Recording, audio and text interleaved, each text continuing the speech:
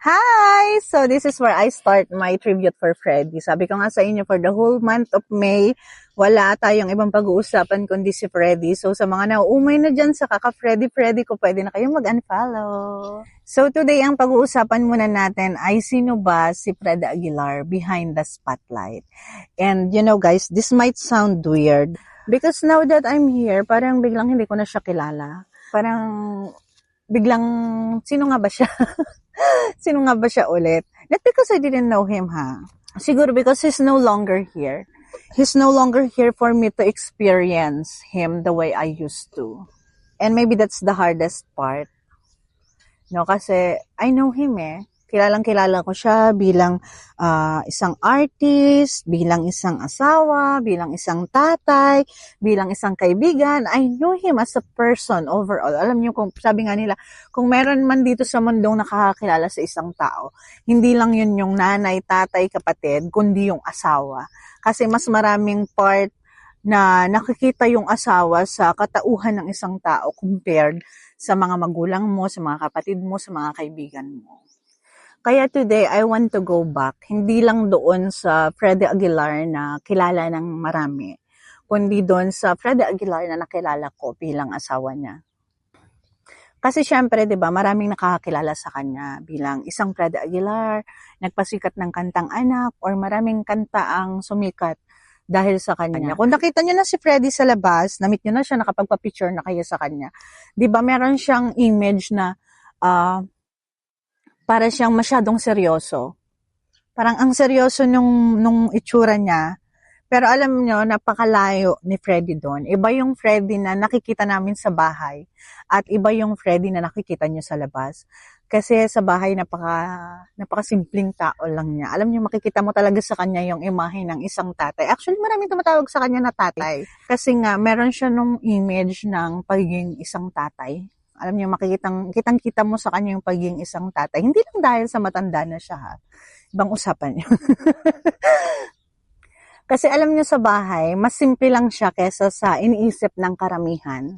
Mas gusto niya yung tahimik lang yung buhay. Alam niyo yun. Masaya na siya kapag may movie siyang napapanood. Mas gusto niya yon. Alam niyo, kapag bumabiyahe nga kami, 'di ba? Pumunta kami sa ibang lugar. Yung iba, pag pumunta ka sa ibang lugar, 'di ba, mag-explore ka, pamamasyal ka. Ganon siya, hindi. Mas gusto niya magpahinga. Mas gusto niyang matulog. Kasi, ewan ko, siguro ganun pag tumatanda na yung tao, no? Wala ka ng energy gumawa ng mga kung ano-ano. Pero, yun kasi siya. Mas gusto niya yung tulog, pahinga. Mas gusto niya yung tahimik.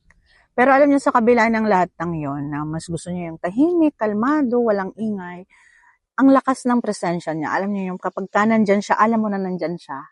Kahit na wala siyang ginagawa, kahit wala siyang sinasabi, pag andyan siya, alam mo andyan siya.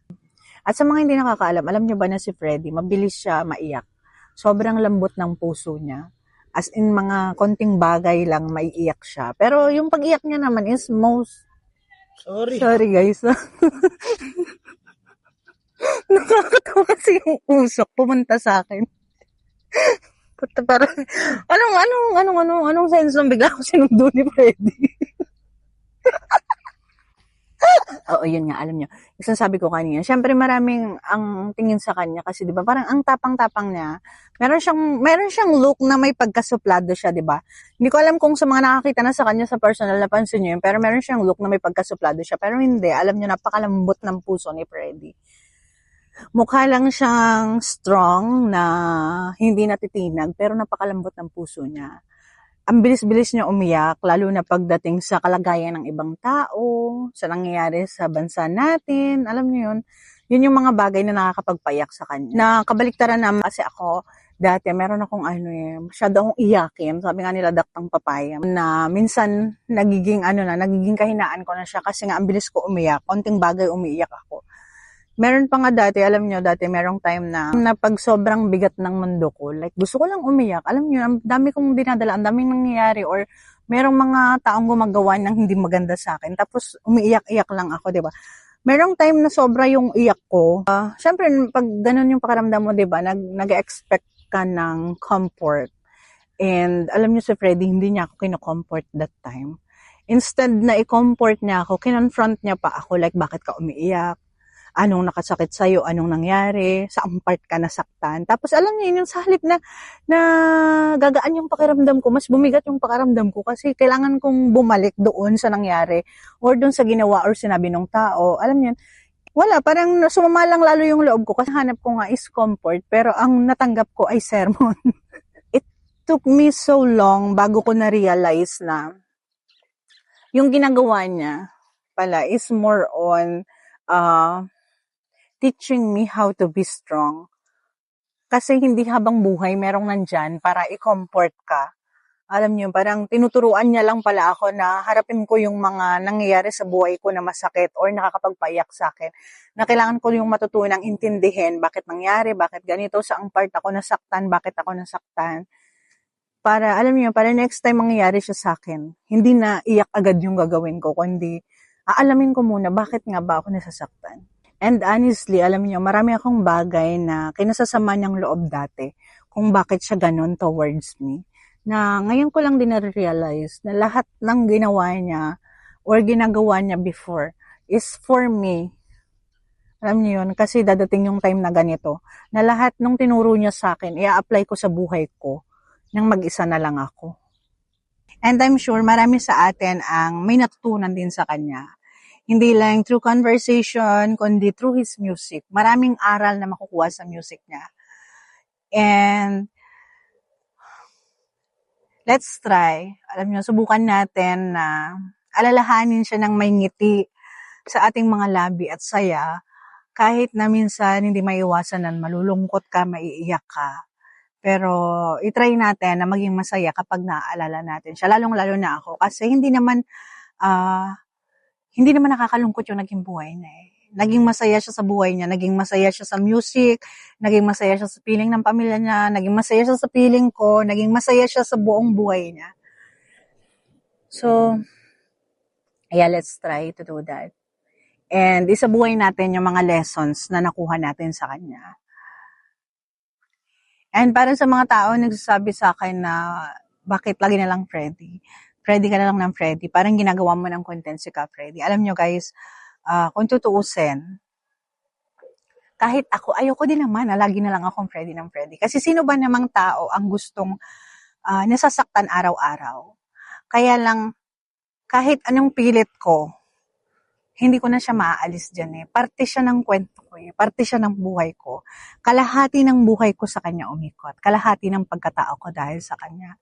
So sa araw-araw na nabubuhay ako, sa araw-araw na ina-apply ko yung mga lessons na natutunan ko sa kanya, lagi at lagi ko siyang naaalala. At hindi ko naman kayo masisisi kung merong mga tao nagsasabi na parang ginagawa mo na lang content si Ka Freddy. Kasi nga, yung mundo natin ngayon, marami nang gustong maging content creator. Parang yung social media natin ngayon, umiikot sa mga content creator. Pero kasi anong magagawa ko? Kahit nung nandito pa siya sa mundo, kahit nung nabubuhay pa siya, ang content na ginagawa ko na ay tungkol sa buhay ko. Tungkol sa buhay namin, sa araw-araw kong ginagawa. And kahit na anong gawin natin, kahit balibalik ta rin natin yung mundo, hindi natin maaalis si Freddy sa story ng buhay ko. At hindi lang sa story ng buhay ko, sa story din ng buhay nyo. Dahil minsan kahit saan tayo pumunta, nandun yung music niya. Nandun yung mga kanta niya. Magugulat ka na lang na yung kapitbahay mo nagpapatugtog ng kanta ni Freddy. And I'm sure kahit ikaw na nanonood ng vlog ko ngayon, narinig mo na yung mga kanta ni Freddy. Kasi di ba napag-aralan pa nga natin dati yan. So hindi siya mawawala sa kwento natin. Palagi siyang magiging Freddy Aguilar na nagpasikat ng kantang Anak. Samantalang ako, yung Freddy Aguilar na nagpasikat ng Anak ay palaging magiging parte ng buhay ko. So, hindi nyo maaalis sa akin yun na maalala siya, mabanggit siya. Kasi hindi naman maaalis yung katotohanan na asawa ako ni Freddy Aguilar. And if one day, kalooban ng Diyos na makakilala ako ng bago, makapag-asawa ulit, hindi pa rin mawawala sa kwento ng buhay ko ang isang Freddy Aguilar.